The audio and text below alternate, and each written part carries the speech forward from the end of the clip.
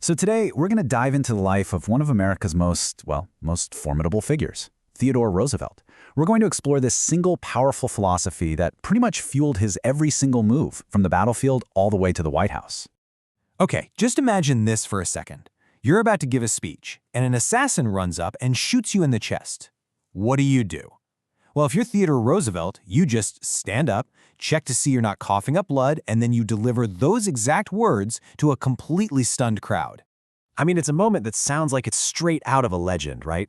But you have to ask yourself, what kind of person does that? What kind of belief system could possibly power that level of pure grit and just sheer force of will? Well, the answer really comes down to this one single idea that shaped every little part of his life. To really get Roosevelt, the president, the soldier, the naturalist, all of it, you have to understand his absolute commitment to what he called the strenuous life. So where did this incredibly intense philosophy even come from? Well, what's so fascinating is that it wasn't born from strength at all. Nope, it was born from the complete opposite, just profound weakness. The guy who would one day become this symbol of American toughness, he actually started life as a really sickly boy in a wealthy New York family.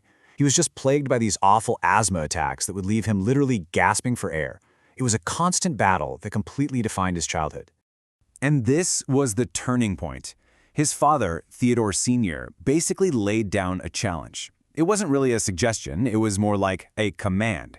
And it was this call to action that young Roosevelt took to heart, starting this relentless journey of physical training to build a body that could finally match his mind. And right out of that personal struggle, this whole philosophy was born. For Roosevelt, the strenuous life meant you had to actively seek out hardship. He truly believed that struggle, challenge, and hard work were the only things that could build real character, not just in a person, but in an entire nation. Now, Roosevelt didn't just preach this stuff, he lived it. And the ultimate test of his philosophy came after a personal tragedy so huge it would have absolutely broken most people. He took his ideas into the ultimate crucible, the American West. Get this, on a single day, Valentine's Day, 1884, Roosevelt lost both his young wife and his mother. He was completely shattered. So he abandoned his very promising political career and just fled. He ran to the Dakota Badlands. And he didn't just go there to grieve. He went there to completely remake himself in the harshest place he could find. And the transformation? It was profound. I mean, the West just stripped away that aristocratic identity and reforged him completely. The intellectual became a man of action. The local politician came back to the East with this whole new persona of a rugged national icon, a man who'd been tested by the frontier and hadn't just survived but had totally thrived. So when this transformed man finally becomes president, he decides the whole country needs to embrace the strenuous life too.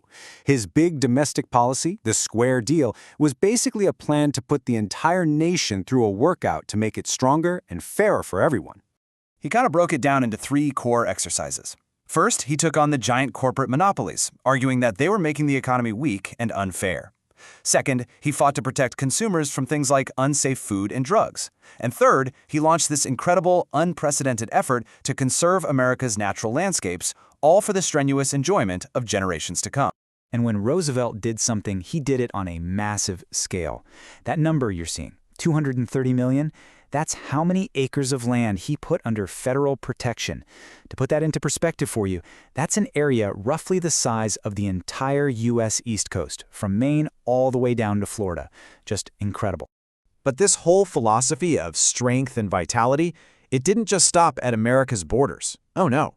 Roosevelt was convinced that America needed to flex its muscles on the world stage, to really take its place as a true global power. You've probably heard this saying before, right? It's maybe his most famous, and it just perfectly sums up his foreign policy. It was a doctrine of proactive power. Be prepared, project strength, and you can achieve your goals. Preferably through diplomacy, yeah? But with a very clear threat of force if that doesn't work. And he definitely put that stick to use. He was key in getting the Panama Canal built by backing a revolution. He declared that the U.S. had the right to intervene in Latin America to keep order. But, the big stick also had a diplomatic side. He skillfully mediated the end of the war between Russia and Japan, and that achievement actually won him the Nobel Peace Prize. So this philosophy of struggle and strength, it undeniably created a monumental legacy.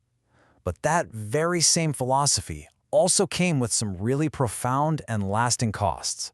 You know, when we look at the balance sheet of his legacy, it's just incredibly complex. On one side, you have the architect of the modern presidency, a champion for conservation and consumer rights. But on the other side of that ledger, that exact same drive for national strength fueled American imperialism. It led to the displacement of Native Americans from their lands, and it was used to justify repeated interventions in the affairs of other nations, often based on his own belief in a racial hierarchy. So it all leaves us with a really challenging final thought. Roosevelt's life is this powerful testament to the idea that overcoming hardship can forge greatness. But as his legacy clearly shows, a strenuous life lived on a national scale can come with a very, very high price, a price that is often paid by others. It's a tension that defined his time, and in a lot of ways, it's one that still defines our own.